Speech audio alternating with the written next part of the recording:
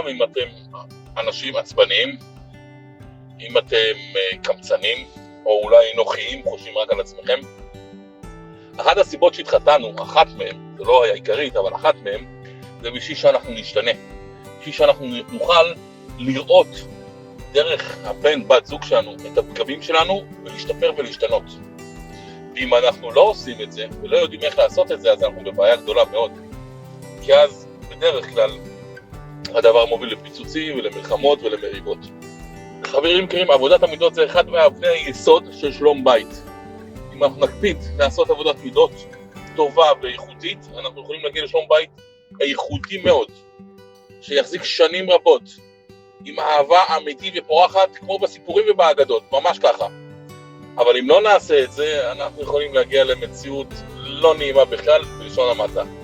אז חברים יקרים, אני מבקש מכולם להתחיל לעבוד על המידות.